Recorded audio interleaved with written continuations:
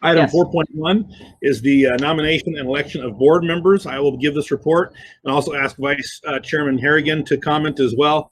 So in accordance with our bylaws, it is my prerogative to set a nominating committee, and I did ask Dr. Harrigan to serve with me on this.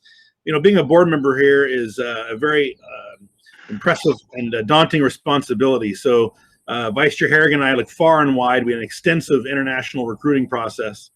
And in the end of the day, we found that our very own board members, Dr. Halverson and board member Martell, were the best of the best, and that they should continue to serve. So I approached them, and they said they were willing to serve. But Dr. Harrigan, do you have any other comments about our conversation or the process? Thank you, Jim. Well, I think I would begin by saying the contributions that Pat and Tom make are genuine, authentic, stellar, informed, and hold that wonderful balance of being both intellectual, social, and emotional, you know, and that true leadership is that balance of all of those different facets, which I think is essential in leading a school board. But additionally, one of the things Jim and I spoke about is that the continuity of leadership on a school board is something that is relatively unique, especially if for all of us who have been on boards, we know that the transition of membership and creating a culture of collaboration among all of its members is difficult and can be challenging with the change of board members. And so the great gift of continuity and the great gift of collaboration and our having a sense of knowingness of each other is also the gift that Tom and Pat bring to their continued participation on the board. So thank you both, Tom and Pat. Well said. Thank you, Dr. Harrigan. Any comments from Dr. Halverson or board member Martell? We'd love to hear your acceptance of these nominations. I will defer to the more senior member, Dr. Halverson. Oh, way to go. Age discrimination. I want to file a lawsuit of some sort. I am honored to be re-elected, hopefully, to the board, and I'll leave it at that. Thank you. Pat? It's a pleasure to be asked to continue my service on the board, and I'm thrilled to do so. I was surprised, though. It seems like the time has flown by. It felt like I just had been brought on the board a couple years ago. So I think it's a credit to the great work we do and the fact that this is not like a job. It's really a passion. So thank you very much for the opportunity. You bet. And, you know, the way we structure our bylaws, the board member's first term is 2 years to give them a chance to see if they like it and they fit and help to stagger. And then now you're being reelected to a 4-year term. So we have you longer. And you both, I know, are invited to do a lot of things and serve on a lot of boards. So the fact that you give us your time, we're very grateful. So at this time, I would ask, is there any members of the public that wish to speak before the board takes action? I thought they'd be rioting in Newport Beach right now, but apparently they're not. You see anybody outside your house, Tom? No? Wow. Whew. Nope, I don't. Oh, nice day. I don't see any. Okay. Well, then I would entertain, well, actually, I will move, and I would ask Vice Chair Harrigan to second a motion to re-elect board members Halverson and Martell to the board for a 4-year term. And I second the motion. Thank you. Any further discussion? Nope. All those in favor say aye. Aye. Aye. Opposed? Ooh, that was a nail biter. Congratulations to you both. The school is richer for your continued service. Thank you very much. Thank Okay, you. item 4.2 is the meeting calendar for 2021. Jana. Yeah, I'm going to queue this up and then turn it over to Chairman Lewis to take it further. As in the past, we have had a March meeting and a June meeting. I don't recall why we set it for April. I think it was just people's calendars. However, when Liz and I were reviewing the board meeting calendar and looking at the whole daunting budgeting process, we felt that we needed board input on the budgeting process sooner than April, because we should be almost, done at that point. Not done, but we should be pretty far along. Staffing plans, compensation for, as it relates to the budget and the LCAP. And so I am asking the board to consider either moving the April meeting or setting up a March work session for only budget development and staffing and things like that, because I really do need the board's input on the budget sooner than April. Okay, so there's a request as to whether we want to have a meeting focused on the budget and any other strategic efforts in March. Is there a willingness of the board to consider that? Oh, Liz, go ahead. I just wanted to mention, we also just learned of a requirement from our insurance provider that we need a board resolution sent to them confirming that we will be looking at other proposals this year. And that is something that we had, you all had requested when we did our insurance renewal in June. We thought it was just a letter, but we learned it has to be a board resolution, and it is due by the end of March. So we do have to have board action on that. We just found out about it yesterday. So. Okay, well, it sounds like we're having a board meeting in March then. Would the board be open to doing, it sounds like this could be a more substantive meeting than what I could handle during a work day. So would the board be open to a Saturday in March again? Yes. Okay. Yes, I am. Yes. That's a nice time to be out in the desert. Maybe if we all get a vaccine.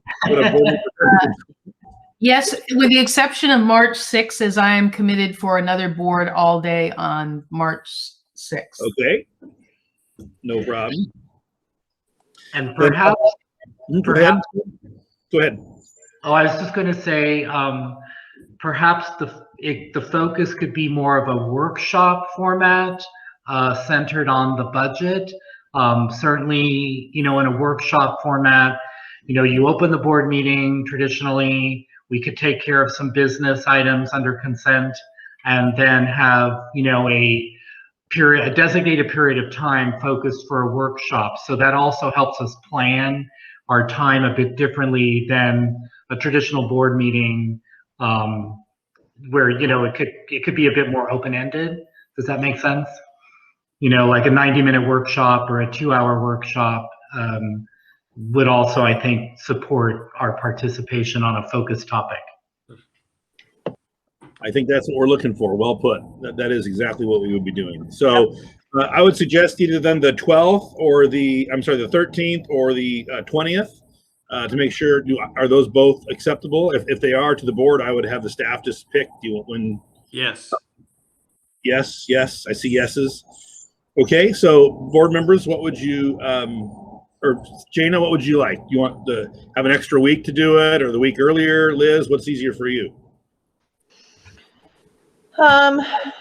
Given that we probably will want to meet with the budget subcommittee before we go into that meeting, just to give them some background, maybe we should set it for the 20th. Okay, 20th it is. So we'll do that by consensus. I can see. I put it on my iPad. Man, Would that be go ahead, Pat. Would that be the usual 8:30 a.m. time? If that's okay with everybody, that gets us in and out for the rest of the day. Okay. That's a little early for me. A little early for you? Are you Yeah, kidding? that's fine. That's Okay. fine. I just got caught in between this morning. Great. Okay. Well, then the 20th it will be, and we'll set that. Thank you, Jana, for bringing that up. Great. Thank you all for being willing to do that. Okay. The next item, 4.3, is a contract for audit and tax filing services. I'll turn this over to Liz. All right, so as I mentioned in my report, we have our contract up this year, so we need to have a new contract. We did have a multi-year contract with our previous auditing firm, and we are looking potentially to also sign a multi-year contract this time. We did put out a request for proposals and received 4 proposals. I think in the interest of what Chairman Lewis said about how it can be difficult switching auditors because you have to get used to and educate a whole new set of people about your organization and everything, I do think it would be wise for us to do a multi-year contract to ensure that we have enough time to develop a new relationship with a new audit firm and to kind of really establish that and allow them to get to know us well over the course of multiple fiscal years. So after reviewing all of the proposals from the 4 firms, Executive Director Jana Gaskell and I met and reviewed lots of criteria. We have a sort of comparison spreadsheet as well that I can pull up here if you'd like to see it. But we evaluated the firms based on several things, including feedback from their references that they provided in their proposals, as well as from other charter school administrators and leaders that we know just from our own professional connections that use these audit firms. So we did get lots of feedback from individuals in the charter world. So we evaluate them on, whether they meet the requirements of being approved by the state controller's office to conduct K-12 education organization audits. We look at their past records that are available on the state controller's website regarding how many of their audit reports were initially rejected or were late, things like that. So there's this kind of, very quantitative, we tried to make some subjective criteria quantitative by assigning these, numerical values to see how they score on some of these, more subjective criteria. And so you can see these yellow numbers here at the top are the scores based on our scale that we developed. And then of course there's always costs to consider.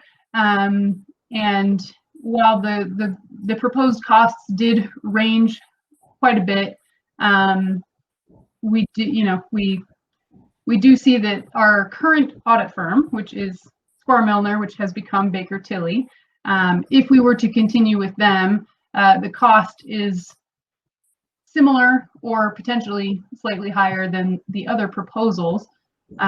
We do find that just in our discussions with people from the audit firms, the representatives, that Clifton Larson Allen tends to be very thorough and very involved. Actually, their representative met with me for over an hour to get to know our organization and tailor the proposal to our organization.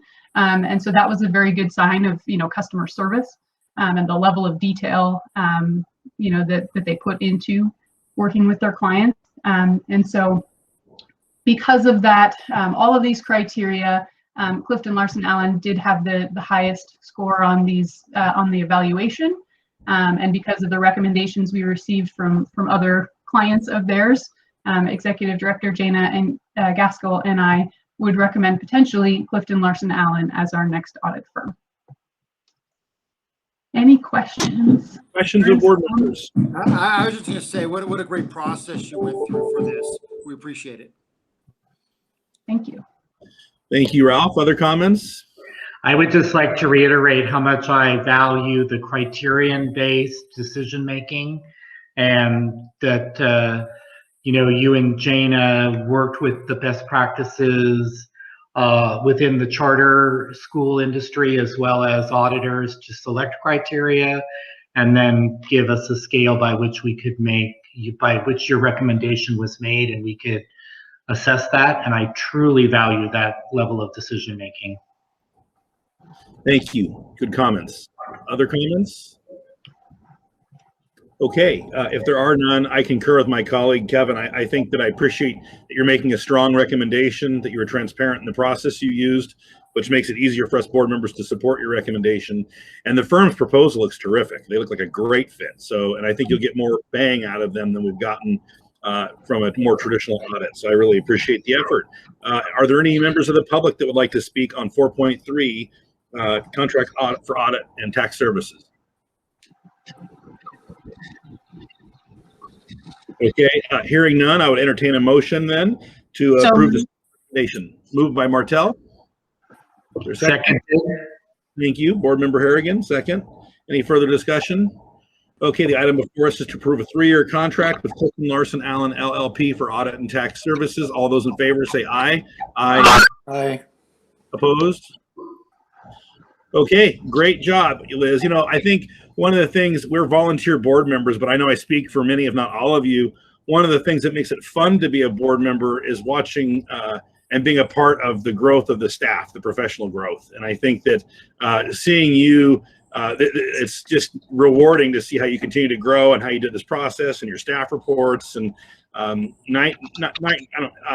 5 years ago, you had all the raw talent, but seeing it manifested in things like this is terrific. I don't think I stepped in anything, right? I was trying to be very complimentary. Good job, Liz. Thank you. Here, here, I agree completely. I can't emphasize that enough. So thank you, Chairman Lewis. Great. Okay, item 4.4, I did ask to have this put back on the agenda. So if it seems like Groundhog Day to you, board members, it is, but I will explain why. And I believe, Liz, it says that you're going to give a report, but I'd ask this to be put on the agenda. Can I just share the reason why? And okay, so Board Member Harrigan and I, when we were talking about the nominating committee, had some offline discussion about this and the process and how it was shaping up. And I don't think he and I, as the process that we're going to have later today was developing, it didn't reflect, I think, what Board Member Harrigan and I thought the process should be. And so I asked that we revisit this. And I think the staff has learned a lot of things here. And I think I want to walk through it. There's a few things I want to incorporate into this policy. One, I want to make it really clear that this is not the norm, that we don't tend to do this. This is a rare case where it is in the business interest of the school that we do this, but this is not the norm. And two, I wanted to make it very clear that the policy is such that it goes through the executive director, and the executive director makes a determination, and the board affirms that or not with the executive director. This is a staffing decision, and so I wanted to make it clearer that it is her recommendation. If she says no, that's it. If she says yes, then she takes it to the board for approval in closed session, because this is a labor and collective, this is a contract issue. And so I wanted to make sure it said that. So those were the two things I wanted to make sure were clear in the policy. Jana, that's what we discussed, right? Does that reflect the two things? Yes, and that furthermore, that I'm negotiating with the board and on behalf of that employee. So that would be language that would be included. Dr. Harrigan, does that incorporate our conversation, please? Go ahead. Yes, I think so. What Jim and I discussed is based on some of the emails that we were getting about possible ways of looking at this at future board meetings. I wanted to reiterate my professional practice and experience that this is a policy-driven process, and that it is the policy guidelines which regulate the decision-making, and that it is not necessarily based in an individual's ability to make their case or their cause, but that the policy decision-making is based on criteria. And therefore, in my experience, individuals coming to closed session to make their case has not been a practice that I have experienced. And that if the board needed additional information from an individual, it went back through the executive director, and or then the executive director would make the request of their immediate supervisor, who might be working with them in preparation for their application. So those were the points that Jim and I spoke of offline. Again, just, intuitively that's how we've done business in the past. I would also just like to acknowledge Jim and Jana and Liz for bringing this back today. This is, again, often good practice, is that board policies can have a first read, and especially in this case, when we made an amendment to it or made some changes, it would come back then for a second read and a final approval of the board before it would be implemented. Again, that's just another way of our doing the good business which we do. So again, I want to thank Jim and Jana and Liz for bringing this back, but that was really kind of the core of our decision making and discussion. Indeed. Thank you, Kevin. Pat, I see your hand is up. Thank you very much. Yeah, I just wanted to thank both of you for for arriving at this point, because when I read this, a number of questions came to my mind that were really based on what both Chairman Lewis and Kevin have commented about. So I just want to be clear that that in areas like this, when it's clearly within the purview of the executive director, that we stay in our lane and let her execute her responsibilities, but keeping the board informed and allowing the board to weigh in to the extent that we have some reason to offer input and validate a decision that the executive director has made. So thank you for that. Very good. Thank you. Thanks, Pat. Yes, Board Member Halverson. I just want to maybe to clarify it for myself is any decision in this area is in the best interest of the school, not the employee. And Correct. so if we think a person is worth the effort to do this, to go out of state and pay all whatever it is, it's related to how their performance is going to be at the school. If we can replace them, frankly, then we should. Mm-hmm. And then it's the director's viewpoint to decide if that's true. And then I wouldn't use the word negotiate with us in closed session. I think you bring it to us and say, in your opinion, Jana, this person is worth the effort to do this. We won't do it for everybody. We will not do it for everybody. But in this case, it's worth it to us for the cost and the effort and the time it takes to do it in this particular case. And then the board will give input to you for your decision and reconfirm it. So that my viewpoint, it's the school is the most important part of it, not the employee. But if it makes sense, it's worth it, then you do it. Amen, Tom. Board Member Siegel. Yes, and that is the intention. When I share my amendment with you, I think that'll be clear. Board Member Siegel. Yeah, so this may be a naive question, but is there any reason why an authorizer might look at out-of-state employees negatively? That's a great question, Steve. And since this is so new to us, being potentially, an issue that we're developing a policy around, I don't know the answer to that. Certainly we can ask. I think the due diligence that we are all putting towards this in developing a policy and ensuring that it is an exception and not the rule, I think that will help. So I think what you all are stating publicly is, it's rare that I will be bringing these to you.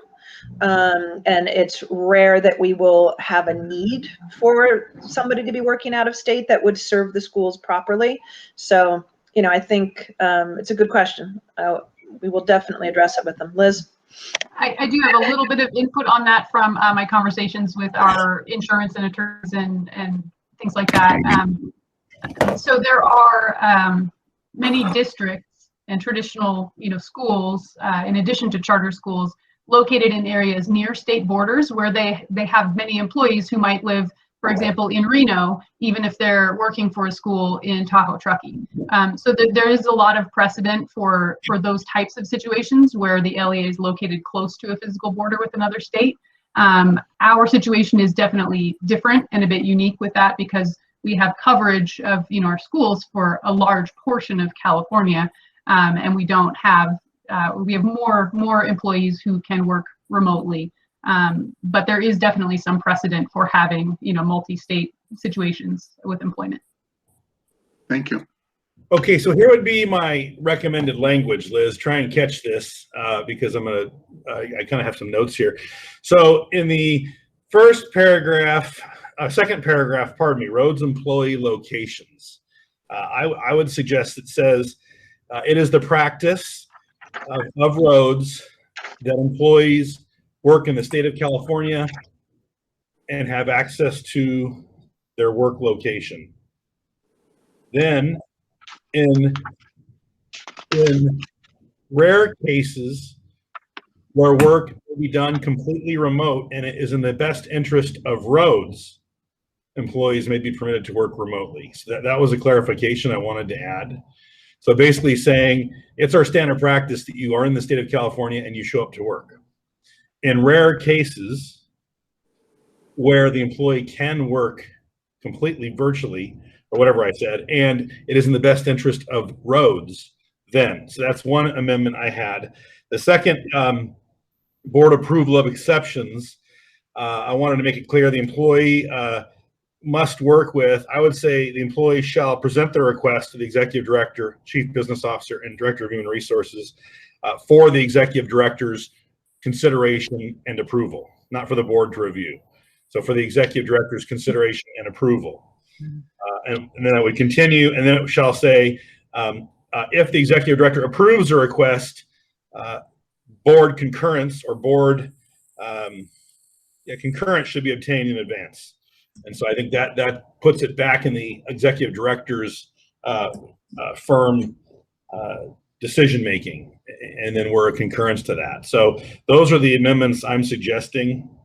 If anybody sees anything else to make it consistent, that's what I'm suggesting.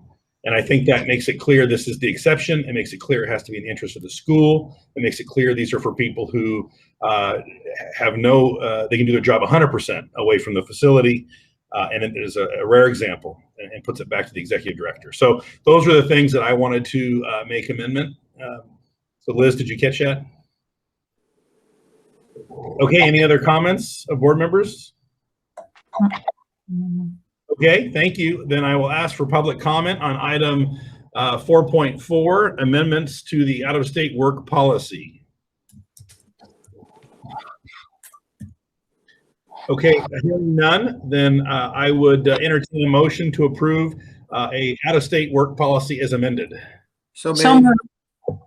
Okay, I think who moved that, Ralph? Second by Martel. Ralph. Okay. Yes. Any further discussion? All those in favor say aye. Aye. Aye. Opposed? Okay. Thank you for indulging that discussion. I think the policy is better for it. Thank you, board members. Thank you, Kevin, for challenging me as well on that and raising your points. That was very thoughtful. Collaborating with you, Jim. That's a better word. Thank you. I appreciate it. Okay, item 4.5, 4.6, 4.7, and 4.8 are our SARC documents. Liz, you want to go ahead and present those? Sure. So these are, SARC stands for School Accountability Report Card. This is an annual requirement for every LEA. And it goes over a lot of assessments of, whether the school has sufficient instructional materials, whether teachers are properly qualified, whether facilities are in good repair, things like that. So these do go to the state. And I do want to give a huge shout out, even though I'm sort of presenting this item. Lindsay Vining is the person who took on the bulk of this work this year. So thank you, Lindsay. Thank You're a rock star. you. We love you. So if anyone has questions. Are there any board members that have questions on any of the school accountability report cards? They are a lot of work, that's for sure. That's a great job. You continue to keep all of our data and information, and I understand you're doing much more than that right now, being a real utility player. So we really appreciate you and the effort you're doing. Well, there she is. Hi, we get to see you. There she is. Sorry, the kids are running. This is the Lego room. I don't know. There's my dog, but there's the Lego area. So the kids have been in and out. So I've just been hunkered down. It's nice to see you. It's been a long time. Yeah. Thank you for all you're doing for us and keeping us motoring through. Liz and Jana have had incredibly complimentary things to say about your work and your commitment. So we appreciate it. Thank you. No problem. Okay, so any other questions of Kevin saying hello? Yes. Any other questions from board members on any of these? Okay, then I'll entertain comments from the public on the student accountability report cards for all 4 sites. Any members of the public wish to speak? Okay, seeing none, then I'll entertain a motion from the board to approve these, and the minutes will reflect separate votes. So moved. Thank you, Board Member Harrigan. Is there a second? Alverson. Alverson, thank you. Okay, all those in favor say aye. Aye. Aye. Aye. Opposed? Aye. Okay, thank you. The record will reflect the independent votes on 4.5, 6, 7, and 8. That brings us to our consent agenda. We have, let's see, we have minutes, check registers, and check registers. Okay, and our Galaxy check registers. Great. Any discussion on any items on the consent? Any public comment on items on the consent? Okay, seeing none, I'll ask for a motion to approve the consent agenda. So moved. So moved. Okay, thank you. Moved by OJ, second by Martel. Any other discussion? Okay, all those in favor say aye. Aye. Opposed? Okay, thank you, board members. I think that moves us then to our closed session. Great open session today. We worked through a lot of things well, and I think, wow, even our board's working real well today. So I appreciate that. We'll adjourn then to closed session. Good afternoon. The board of the Roads Education Organization has met in closed session, and we have no reportable action at this point. So I thank you all for your attention today, and there being no other business before the board, our next meeting will be a special session on March 20th, beginning at 8:30 a.m. And with that, I will adjourn the meeting. Thank you all.